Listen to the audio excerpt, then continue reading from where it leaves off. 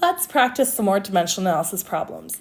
Here we're going to really focusing on using our sig figs specifically. We're going to look at some cubic relationships, incorporating density in, doing some percentages, and doing anywhere what I would consider to be more easy, middle ground, and some advanced examples. So first example up, convert 0.0275 deciliters to microliters. If I require work, I would write that on a question like this. If you are a student who knows the conversion between deciliters and microliters, that is completely fine. Most students don't. Most students need to convert through the base unit, in this case, which would be liters. So I'm going to show the calculation going through the base unit. Again, if you know the calculation straight from deci to micro, you are welcome to use it in my class. But what am I going to do? The very first thing I do when I do dimensional analysis is I write down what am I trying to find. I am trying to find the number of microliters. The second thing I'm going to write down is what I'm given. I am told I have 0.00275 deciliters. So again, I'm going to convert through the base unit. In this case, that would be your liters. I am going to put deciliters in the denominator and liters in the numerator because that's going to cancel out my deciliters. If I had done deciliters in the numerator, my units would be deciliters squared over liter, and that is not helpful. So if I have something in the numerator, I need to put it in the denominator to cancel it out. I'm going to put the numbers in a sec, but deciliters denominator, liters in the numerator. Now there's a number of ways you can do this. I could say 0.1 liters to 1 deciliter. I could say 10 to the minus 1 liters to 1 deciliter. I can say 1 liter to 10 deciliters, or I could say 1 liter to 10 to the positive 1 deciliters. Pick what you're most comfortable with and makes sense to your brain. I like this one. 1 liter is 10 deciliters. Now that I'm in liters, I can convert to microliters. I'm going to put liters in the bottom again. So this time liters go to the bottom so I can cancel them out. And microliters is my numerator because that's what I'm trying to find. Again, we do have a series of conversions here.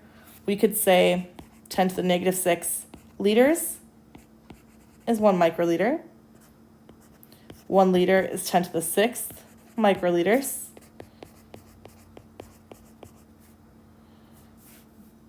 Just goes in the denominator. 1 million microliters to 1 liter. Or my brain doesn't compute it as well, but the other direction, the million fractional form, you could do as well, but I don't want to write that one out. My brain does not like the way it looks. I'm going to do this one. I like this one the best. If I have 1 liter, I have 10 to the 6 microliters. This really confuses students because the textbook that we use at least has it set and it shows like 10 to the minus 6, and then it says microliters over here.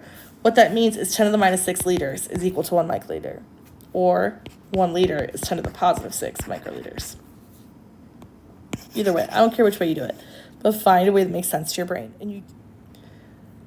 So when I calculate this out, make sure you're putting your calculator correctly as well. Students have a hard time with this. If you're unsure, come see us for help. But I type in 0.00275 divided by 10. It doesn't matter, multiplication, division, what order you do it in, orders of operation, they treat them the same. Times 10, and on my calculator, I use little button raised to the 6. Some people have a button that looks like a Y to the X instead of the little caret button. These buttons work the same. Plug this in, and I'm going to get 275 microliters. So if I have 0.00275 deciliters, I really have 275 microliters. A micro is just a really small amount compared to a deci or a liter. Okay, what about the next example? The density of liquid mercury is 13.6 grams per mil. Express this in units of pounds per feet cubed. I want number of pounds per feet cubed. So I'm writing down first what I want to know. Then I'm going to write down what I'm given. I'm told 13.6 grams per 1 mil. I can work on converting the numerator first or the denominator first. It does not truly matter. I'm going to do the numerator first just because it's one simple conversion that I know. I'm trying to get from grams to feet. And I do know a conversion from grams to feet. Or sorry, grams to pound. Not grams to feet, I apologize. Grams to pound. Grams are going to go in the denominator, so it cancels out. And pounds is going to go in the numerator. I know that 1 pound is 454 grams. I've now got my numerator the way I want it to be. I've got my pounds. Now I just need to work on getting my denominator there. So mils to feet cubed. I don't know a conversion for mils to feet cubed personally. I know Google does, but I'm not going to look it up because in an assessment, I wouldn't have that. I've only got the conversions that I was told I had to know. Well, I'm trying to cancel mils. Feet cubed is a length cubed, which means I'm going to be getting to the volume through length. And I know that a centimeter cubed, or 1 cc, is equal to 1 mil. So what if I try that? That cancels that out. Again, I put the milliliters in the numerator here because I was trying to cancel out the mils from the denominator before. But now I've got pounds per centimeter cubed. Not quite where I need to go. I really need feet cubed. The only conversion I know for distance that converts between the US system and the metric system is that 1 centimeter is 2.54 inches. I need centimeters cubed up here. How do I get to that? Well, let's think about it. I know centimeters. I've got in inches. And again, I'm putting centimeters in the numerator so I can cancel the denominator over here. I know that, and I just wrote that backwards. I apologize. 2.54 centimeters is 1 inch. Looking at that looked weird. That looks much better. 2.54 centimeters to 1 inch, okay? What if I cube this whole quantity? Cubing that whole quantity really means 2.54 cubed, centimeters cubed, divided by 1 cubed, inches cubed. If I do that, that cancels out my centimeters cubed because that has canceled out. Now I'm in inches cubed. Close. I don't really want inches cubed, but I'm getting close, right? I know a conversion between inches and feet. I'm trying to cancel inches and get to feet. I know that 12 inches are in 1 foot, but I need to cube this because I have inches cubed here. By cubing it, that's going to get rid of my inches cubed and give me feet cubed. Again, what this really means is 12 cubed, inches cubed, 1 cubed, feet cubed. So I've got my denominator the way I want. I have canceled out my inches cubed. I am ready to plug this in a calculator, and I am going to get an answer of 849 pounds per feet cubed. Let's talk about sig figs really quick and then plug this in a calculator really quick. I am going to erase these things down here just for space and to clean this up a little bit. This has 3 sig figs. This has 3 sig figs. This is exact. This is exact. This is exact. Exact numbers do not limit sig figs. I need 3 sig figs in my final answer. Plugging this in your calculator can be hard for students to do. 13.6 divided by 454 times 2.54 cubed. So either that or your XY button to the 3 times 12 cubed. Come see us for help if you don't know how to cube things. Practice it and make sure you're getting the correct answer, okay? You should be able to get this answer out of the calculation. What if I have a percentage? If a person weighs 153 pounds on Earth, what is their mass on Jupiter, where the force of gravity is 236% that on Earth? Most students are pretty good at doing percentages, but we want you doing percentages through dimensional analysis. So what I want to know the number of pounds on Jupiter. There are 153 pounds on Earth.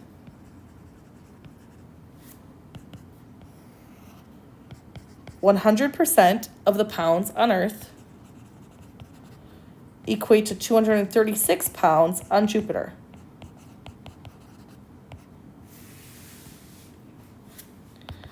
$153 times 236 divided by 100, they would weigh 361 pounds. What about this example? An irregularly shaped piece of magnesium with a mass of 11.81 grams was dropped into a graduated cylinder containing 24.32 mL of water.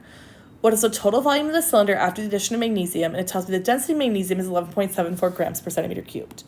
I'm going to move this example up here so that we have space. I want you to think about what's going on here, okay? You've got a cylinder.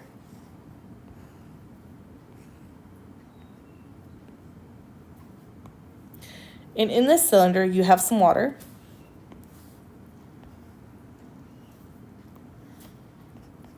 And the water here has a total volume of 24.32 mils.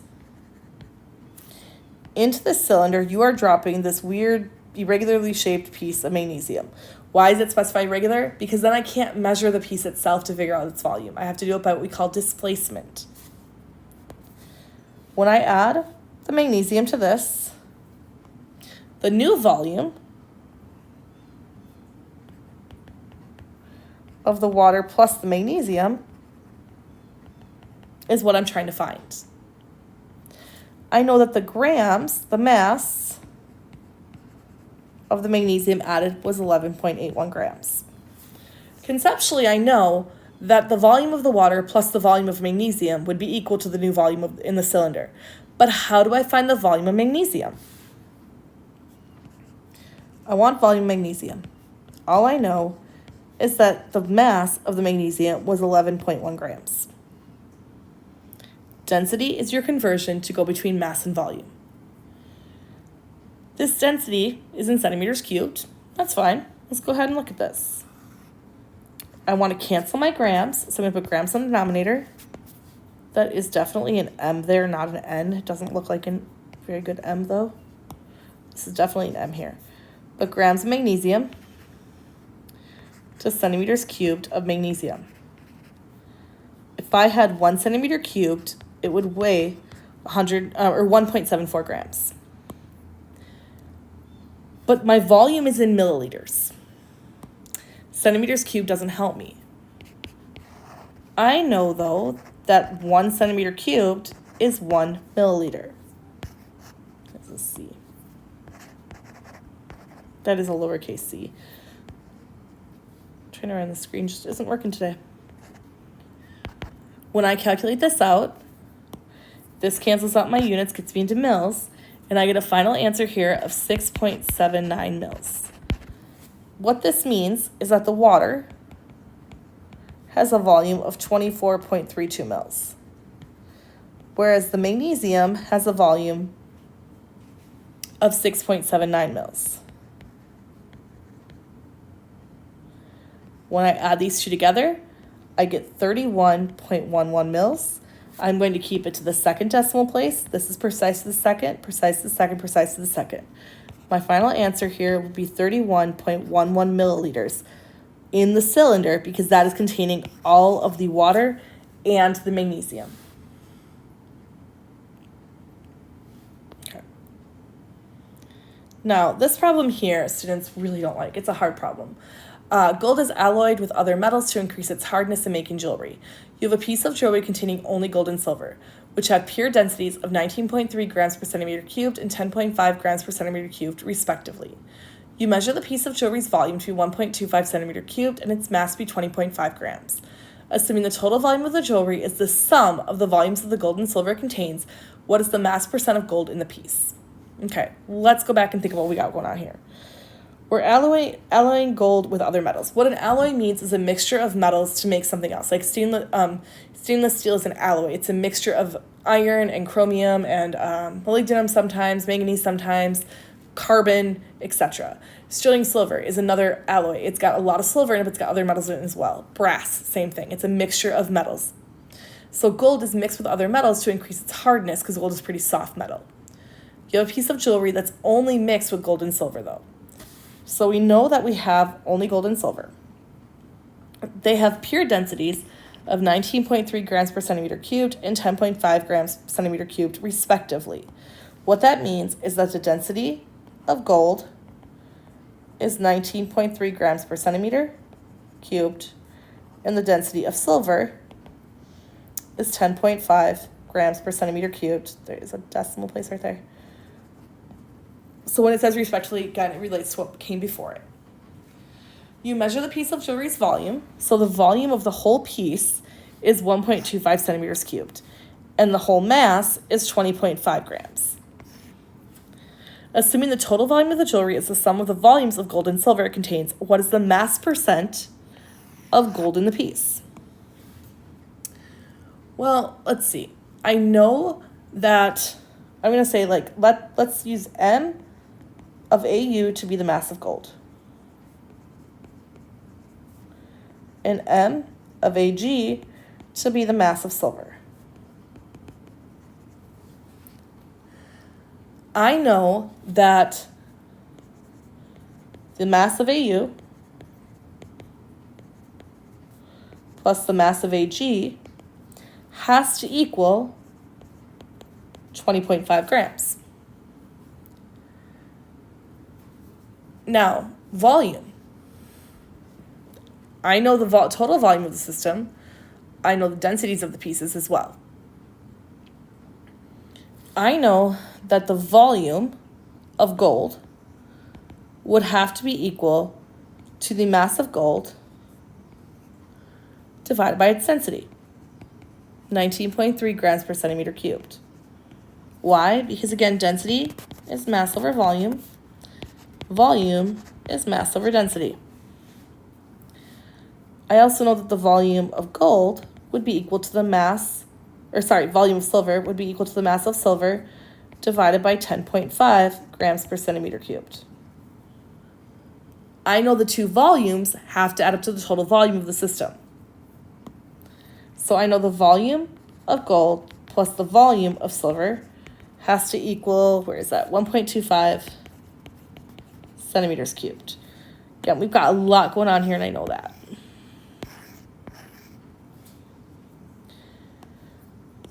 I've got an equation here, equation here.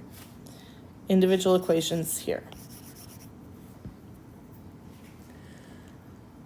I know the two masses have to add up to 20.5 grams. I know the two volumes have to add up to 1.25 centimeters cubed.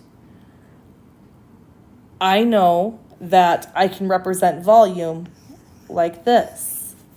So I can say that the mass of gold over 19.3 grams per centimeter cubed plus the mass of silver over 10.5 grams per centimeter cubed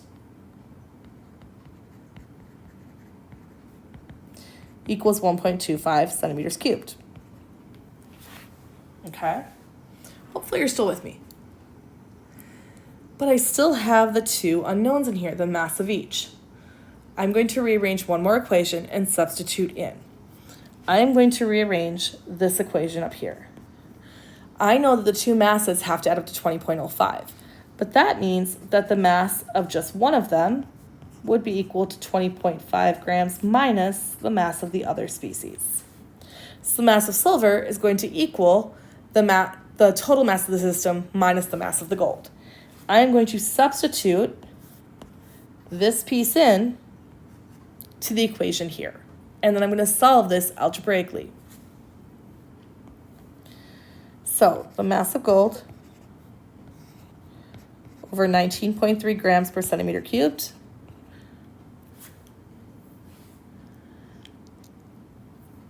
and to even simplify this more, let's think about something really quick here because this is going to get messy if it's not already.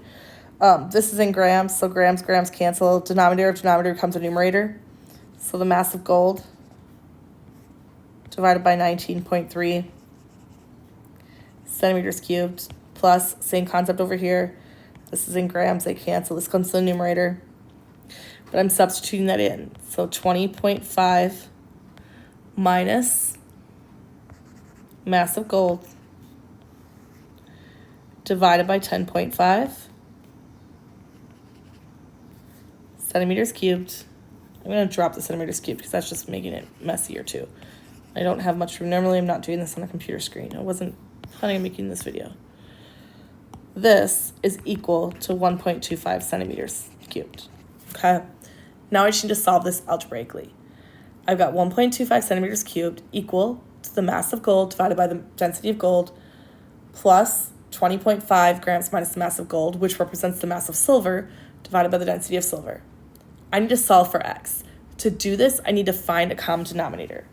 I also need space, so I'm going to shrink all this. If you need to write this down, please do so before it is shrunk to the point of no return. Okay, I'm going to move this up here.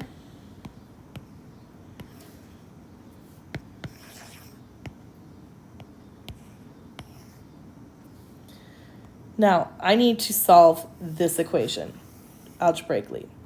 To do that, I want to find a common denominator.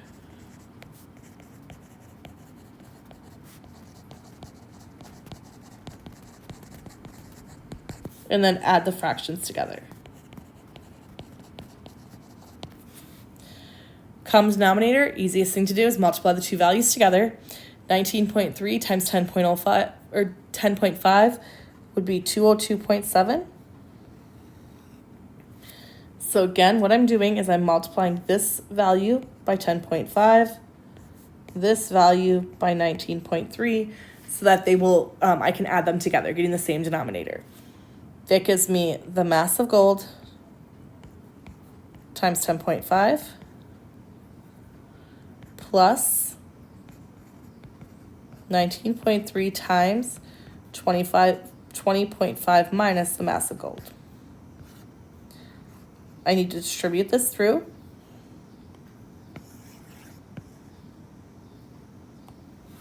I'm going to get 10.5 times M gold plus 19.3 times 20.05 or 20.5 gives me 395.7 minus 19.3 mass of gold all over 202.7. This is equal to 1.25 centimeters cubed equals 1.25 centimeters cubed. Let's simplify that. So I'm going to combine my integers or my variables here. I'm going to combine the 10.5 minus 19.3. I'm going to get negative 8.8 mass of gold plus 395.7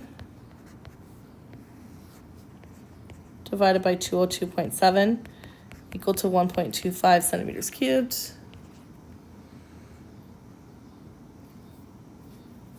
At this point, I run out of room again. You need to solve this algebraically. Shrink this. Shrink this.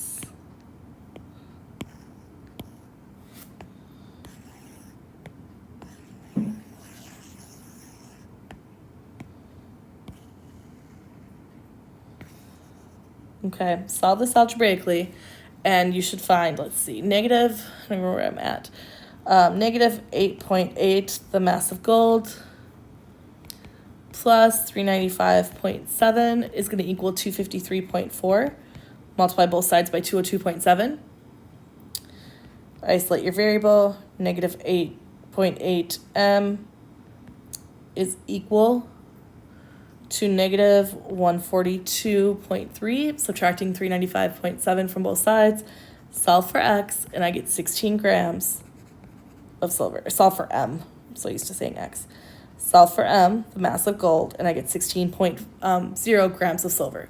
Hasn't actually answered the question yet. We're close. 16 grams silver. 20.5 gram sample.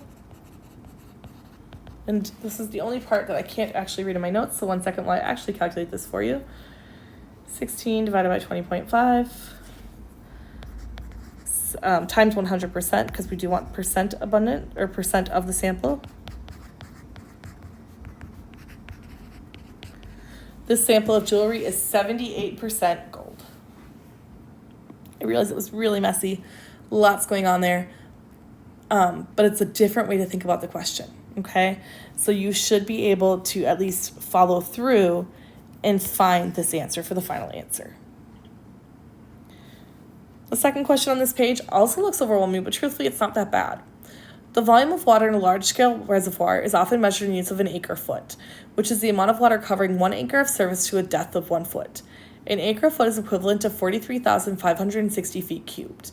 A particular water tower in town was constructed to hold 2.95 acre-feet of water. What is the volume of water in liters that the tower will hold? It tells me that 1 U.S. liquid gallon is 231 cubic inches, and 3.785 liters is 1 U.S. liquid gallon. I'm going to go through and I'm going to highlight what I think is important. So, volume of water in large-scale reservoirs is often measured in units of an acre-foot, which is the amount of water covering 1 acre of surface to a depth of 1 foot.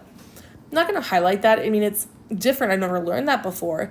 But an acre-foot, I'm like, okay, well, if I'm doing the area of 1 acre to a depth of 1 foot, that's a volume measurement. It does tell me that an acre-foot is equivalent to 43,560 feet cubed, though. That's important. That is a conversion. A particular watering tower in town was constructed to hold 2.95 acre-feet of water. I want to know the volume of water in liters, and then it tells me some more conversions here.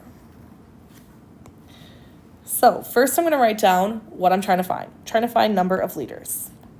Let's write down what I'm starting with. I'm given a few conversions. I'm given the U.S. gallon to cubic inches, liters to a gallon. I'm given acre-feet of water, and I'm given acre-foot to feet cubed. I prefer to start with the numbers that are not conversions if I can. Here I only have one number that is not a conversion, 2.95 acre-feet is my only non-conversion. So I'm trying to get from acre-feet to liters. Acre-feet must go on the bottom because I'm trying to cancel it out. So what conversion do I have for an acre-foot? I look back at it and what I've highlighted, and I'm like, oh, wait a minute here. Acre-foot is equivalent to 43,560 feet cubed. 43,560 feet cubed is 1 acre-foot.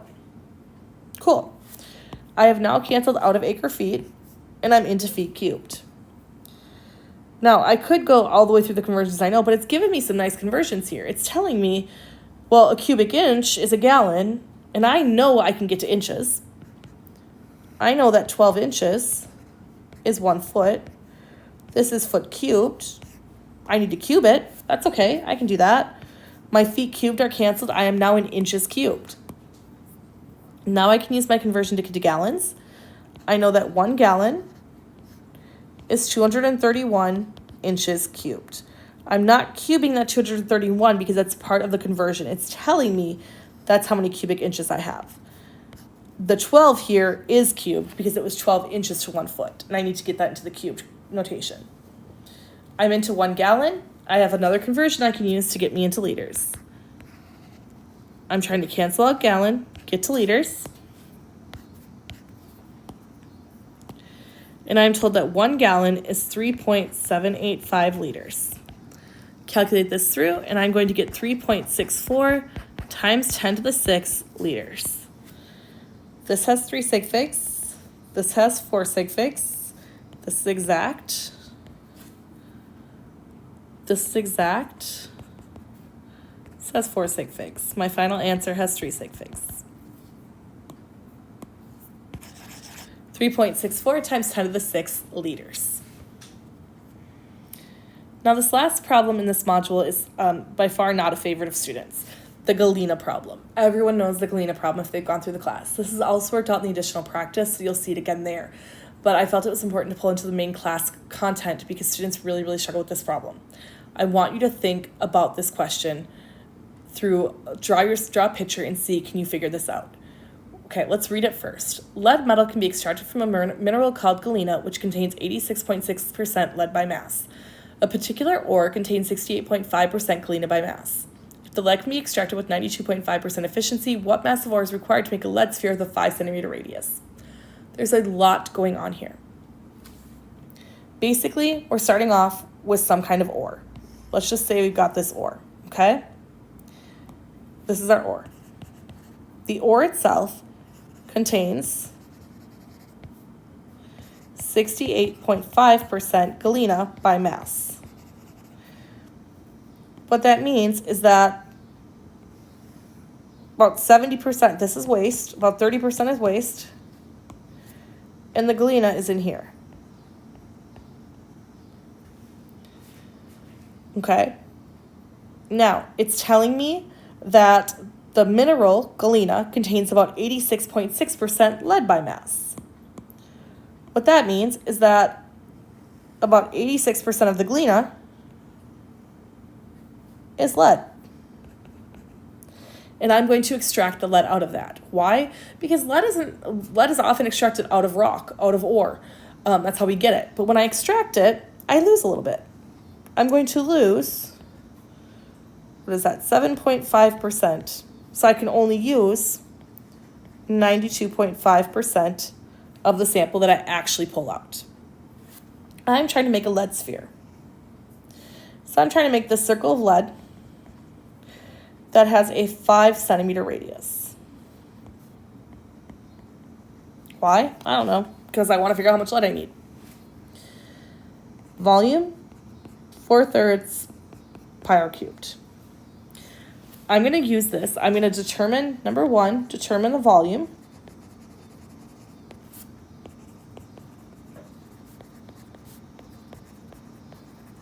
Determine the volume of the sphere I need.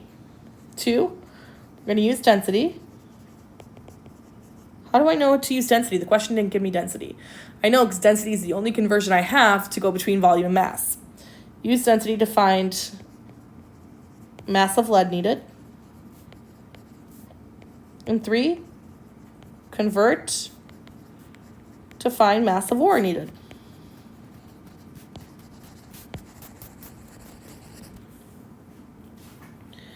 So I'm going to need the density here. I'm also going to need space. The density of lead you would have to look up is 11.29 grams per centimeter cubed. On an assessment, I will give you that. But on homework, your textbook often does not give it to you. It often expects you to go look it up. Percent by mass, there's a little note over here. Percent by mass is a common conversion factor we're using. So if I say like sterling silver, silver alloy containing 92.5% silver by mass, that means that many grams of silver and 100 grams of alloy. So that is a great conversion factor for us. Let's go ahead and write down the conversion factors we need. Or, well, here, let me write this down what I was trying to say. Percent by mass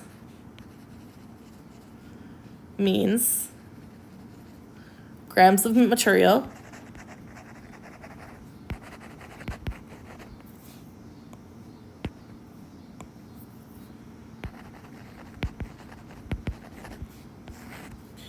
to the overall grams of mixture. So when I say 86.6% lead by mass, that means 86.6 grams of lead per 100 grams of galena. When I say 68.5% galena by mass, I mean 68.5 grams of galena in every 100 grams of ore. The efficiency, I say 92.5% lead extracted.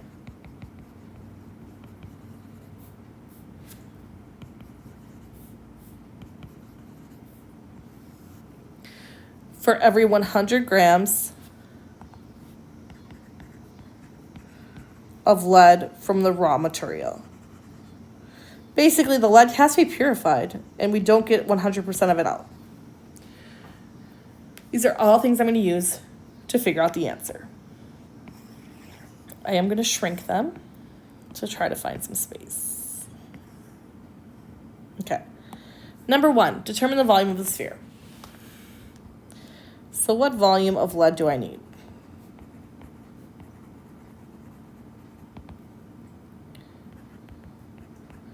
Four-thirds pi 5.00 centimeter cubed gives me an answer of 523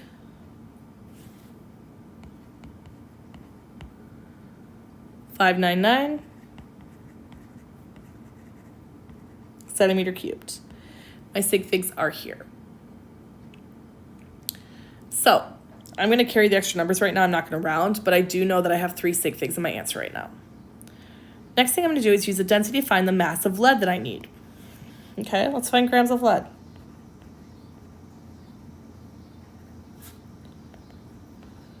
$523, $599. I'm going to underline my sig figs. Centimeter cubed. My density is 11.29 grams per centimeter cubed. I need to cancel my centimeters cubed. So I'm going to put my grams in the numerator, 11.29 grams of lead for every 1 centimeter cubed of lead. That cancels my grams of lead and gives me 5911.43, sig figs are here, grams of lead needed. And this is usable lead. This is like after the extraction, like the stuff I can actually use. The purified lead. I need 5910 grams of lead, 5,910 grams of lead.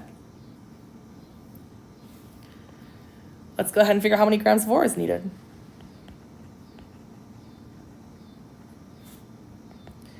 So 5911.43.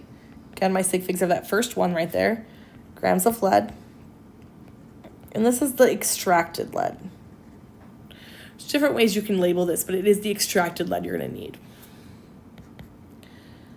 I know that for every 100 grams of lead from the raw material,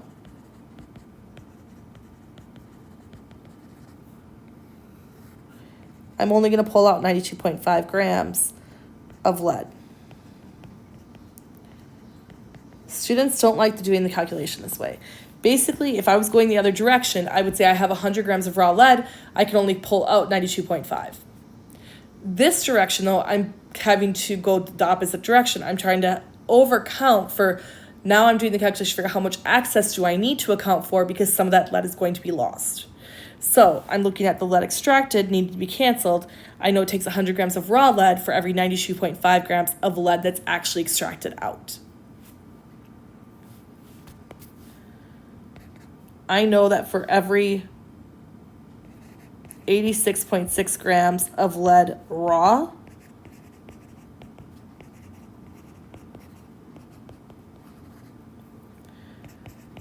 it takes 100 grams of galena.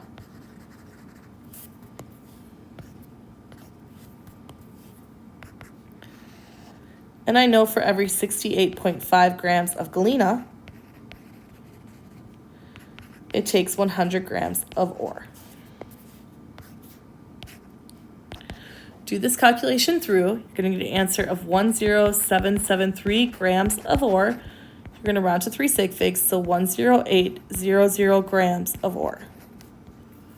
So to make your lead sphere with a 5 centimeter radius, you will need, I wrote 1, 2, 3. I cannot write my numbers correctly. Yes, that is correct. I will need 10,800 grams of this ore, of the ore that contains the galena to make that sphere. Again, students really don't like this calculation because you're having to go the opposite direction, but check your math the other direction. If I use 10,800 grams of ore, students are pretty comfortable going the other direction because they can think about the fact that 86%, 92.5%, 68.5%. But in this case, I'm having to work backwards so I can figure out how much surplus do I need to actually make that sample.